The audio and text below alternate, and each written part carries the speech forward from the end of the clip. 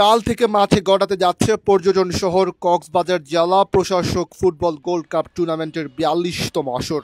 ১৯৮৪ সাল থেকে ধারাবাহিকভাবে অনুষ্ঠিত হওয়া এই টুর্নামেন্ট নিয়ে ফুটবল প্রেমীদের মধ্যে আছে উন্মাদনা।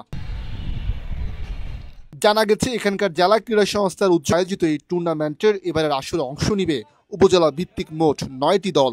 ১ সেপ্টেম্বর সোমবার শহরের বীরশ্রেষ্ঠ রুহুল আমিন স্টেডিয়ামে উদ্বোধনী ম্যাচে অংশ নিবে কক্সবাজার সদর উপজেলা ফুটবল দল এবং পেকুয়া উপজেলা ফুটবল দল। প্রতি বছরই আমরা এই টুর্নামেন্টের জন্য অপেক্ষা করি, কারণ এখান থেকে অনেক প্লেয়াররা বের হয়, ঢাকা গিয়ে খেলে। জুনিয়র প্লেয়াররা থাকে, চাই ওরা এখানে এসে খেলুক, খেলার গিয়েটা তারা কক্সবাজার দেখাতে পারে এবং তার সঙ্গে তারা ঢাকা গিয়ে খেলতে পারে। অন্যান্যবার হচ্ছে এইবার একটু ভিন্ন ধরনের হচ্ছে, তো ইনশাল্লাহ আশা করি সামনেও যেন এরকম টুর্নামেন্টটা আয়োজন করা হয়। ১৯৮৪ সাল থেকে নিয়মিত এই টুর্নামেন্ট আয়োজন ধারাবাহিকভাবে হচ্ছে, তবে এবারের আয়োজন বেশ আড়ম্বরপূর্ণ হবে এমনটাই বিশ্বাস জেলা ক্রীড়া সংস্থার। তারা বলছেন এবারের আসরে অংশ নেওয়া বিদেশি ও জাতীয় দলের তারকা খেলোয়াড় দর্শকদের বাড়তি বিনোদন দিবে।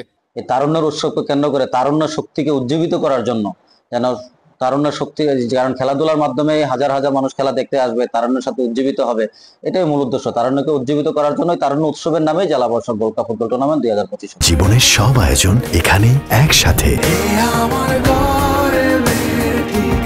আসন্ন টুর্নামেন্ট নিয়ে আগ্রহের শেষ নেই নবীন প্রবীণ ক্রীড়াবিদ ও ফুটবল প্রেমীদের মাঝে। জেলা ক্রীড়ামোদীদের মতে এবারের আয়োজন জেলার ঝিমিয়ে পড়া ক্রীড়াঙ্গনকে আবারও সরব করবে। এখানে লোকাল স্টার যেমন ইব্রাহিম, সুশান্ত, জিকু, মনির আলম, শাহেদ, কৌশিক, সবুজারা যেমনি ভাবে খেলবে, হাসানের মুরাদেরা যেমনি ভাবে খেলবে, সবাই জাতীয় স্টার। এদের সাথে যারা ঢাকা বি লিগে সেকেন্ড টায়ারে খেলে সবাই এখানে মাঠ পাতাবে। বিভিন্ন উপজেলা থেকে বিভিন্ন দর্শকদের অনেক আগ্রহ দেখা দিয়েছে এবং প্রত্যেকটা টিমেই এখন হচ্ছে কি তাদের প্রস্তুতি নিয়ে ব্যস্ত।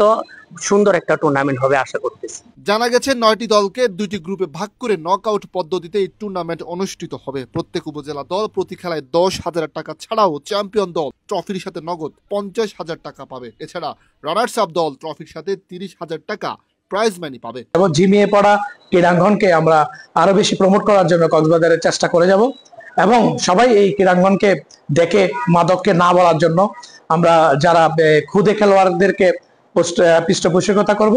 কক্সবাজার থেকে আরজ ফারুকের পাঠানো তথ্যচিত্রে শাহ আব্দুল আল রাহাত, কালের কণ্ঠ, চট্টগ্রাম।